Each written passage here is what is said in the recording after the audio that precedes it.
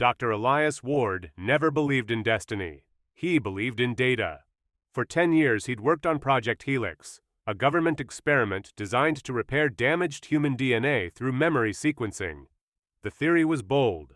If memory could be encoded genetically, then healing could be written too. Erase disease, rewrite evolution. Simple, in theory. But something strange began happening. Every test subject, from mice to primates, showed not just recovery, but recognition. Dream centers in their brains lit up like stars.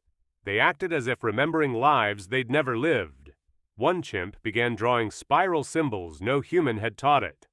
Elias dismissed it as coincidence, until the night he tried the serum on himself. He injected only a single drop. The world shifted. The hum of machines slowed into silence, and then everything burst into light. He saw a city under twin suns, towers made of translucent stone, roads alive with flowing energy, beings walking upright but luminous, their skin like liquid glass. He wasn't seeing them. He was inside one of them. He could feel the heartbeat, the fear, the pride. A moment later, the sky above the city split open. A shadow fell across the horizon, vast, cold, mechanical. And in a voice that wasn't his own, he heard, "They've found us!" The vision ended. He collapsed. When he woke hours later, the lights were out, the lab quiet, his veins glowing faintly blue beneath his skin. He checked his vitals, normal. But his brain scan was anything but. His neural pattern didn't match the human template anymore. It resembled the exact same wave signature detected from a meteor fragment found in Antarctica decades earlier. One scientist had once believed was alien tech. Elias's blood test revealed new DNA strands, not mutated, but ancient. They looked older than human history itself. Over the next few nights, sleep became impossible. Every time he closed his eyes, he fell back into their world. He saw their children, their laughter, their peace, and then their destruction.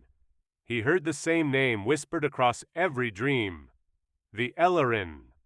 They were advanced beyond comprehension, a civilization that mastered life itself. They could transfer consciousness, bend light, even seed life across galaxies. But they weren't gods. They were running, and the thing chasing them wasn't death. It was extinction. Elias began recording everything: symbols, formulas, images. One chemical structure came naturally to him, though he'd never seen it before. When he entered it into his computer, it produced a reaction, a stable fusion compound, clean energy, infinite, knowledge far beyond Earth's science. Then came the dreams of the destroyers, cold, silent machines devouring suns, stripping planets bare. And in their final hour, the Elarin launched one last experiment. They encoded their memories into organic molecules and scattered them through space. One of those seeds landed on Earth. Human DNA wasn't born here. It was built here. Elias finally understood.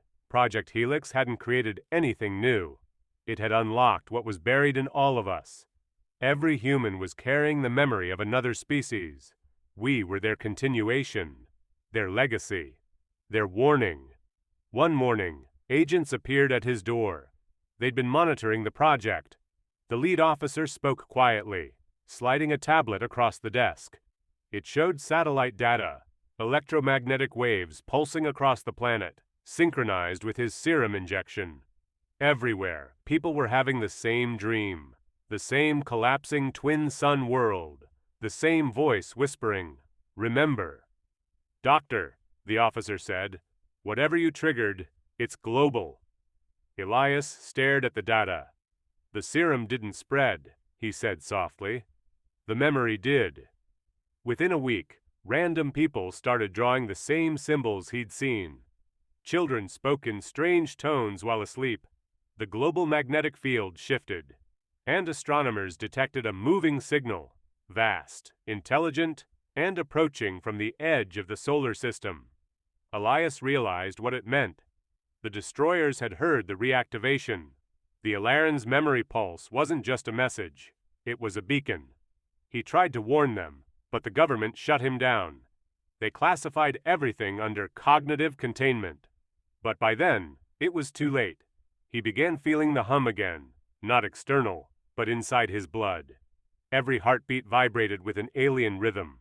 When he looked in the mirror, his pupils lengthened, glowing faint silver. Not monstrous, evolved, complete. In his final log, Elias whispered, "We were never alone. We were never first. The dreams, the myths, the fears, all of it was memory. And now the memory is waking outside. The sky flared emerald green. A streak of light moved across the clouds, enormous, silent, and slowing. Not an asteroid, a structure.